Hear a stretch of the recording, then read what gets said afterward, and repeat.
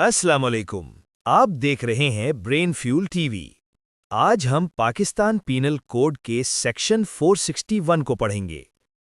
Section 461 PPC के मुताबिक अगर कोई शख्स किसी क्लोज डब्बे, तिजोरी, लॉकर, बॉक्स, ट्रंक, बैग या किसी भी क्लोज्ड रिसेप्टिकल को जोर लगाकर, तोड़ा फोड़ा करके या फोर्स से इस इरादे से खोल दे कि अंदर मौजूद चीज को निकाल सके या निकालने का मकसद हो, तो उसे डिसऑनेस्ट ब्रेकिंग ओपन का जुर्म कहा जाता है।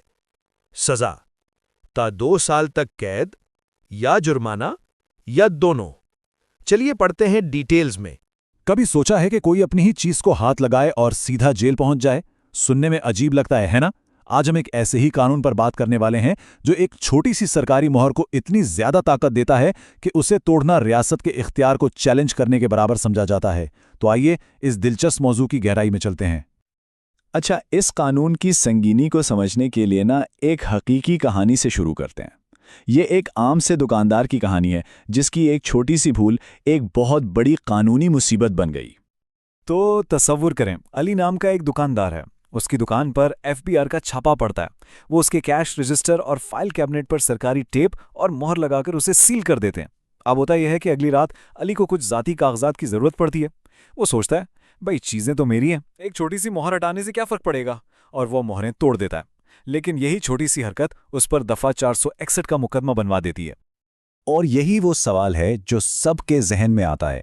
अगर रजिस्टर अली का था, कागजात भी उसके थे, तो फिर एक सरकारी टेप को हटा देना जुर्म कैसे बन गया? इसका जवाब सीधा कानून की किताबों में छुपा है। तो आइए अब सीधा इस कानून को देखते हैं जो इस पूरे मामले की जड़ है, पाकिस्तान पेनल कोड की दफा 461। कानून की जबान बड़ी दिलचस्प होती है।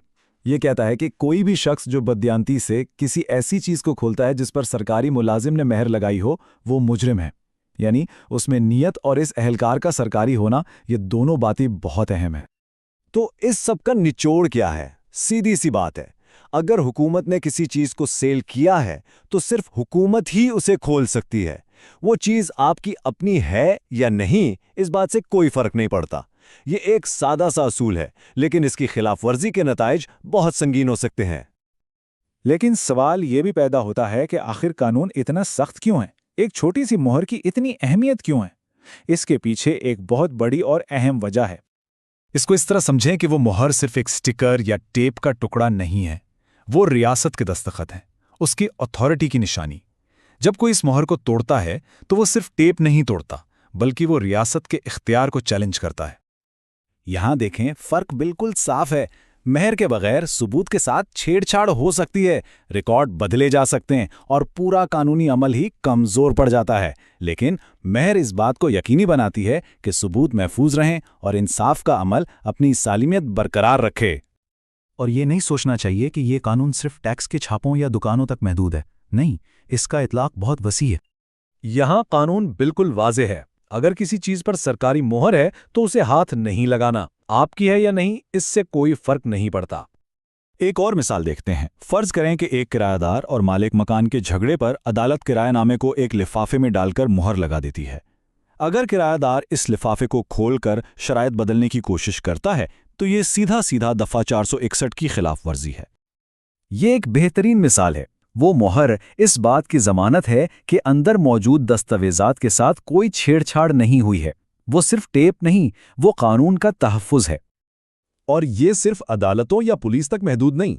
पुलिस अफसरान, अदालती क्लर्क, मैजिस्ट्रेट, रेवेन्यू एहलकार, यहाँ तक के कस्टम्स एहलकार, इन सब की लगाई हुई सरकारी मोहरों को कानून का मुकम्मल तहफ़्फ़ुज़ हासिल है।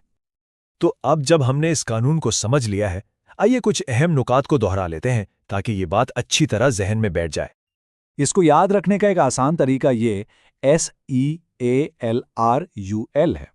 S यानी सरकारी एहलकार की सील, E यानी एविडेंस को महफूज रखने के लिए, A यानी सिर्फ अथॉरिटी ही खोल सकती है, और L यानी इसे खोलना, लॉ को तोड़ना है। सीधी सी बात है, ये एक हकीकी जुर्म है और मुल्कियत का कोई बहाना काबिल कबूल नहीं। और इस जुर्म की सजा क्या है? ये कोई मामूली बात नहीं है। इसकी सजा 2 साल तक कैद और जुर्माना भी हो सकती है।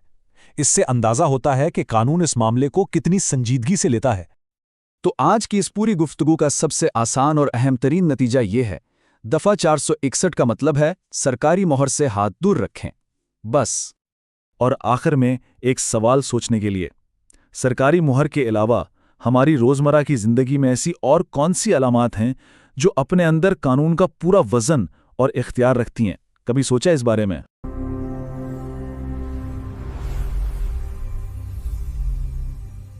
Thank you for watching Brain Fuel TV.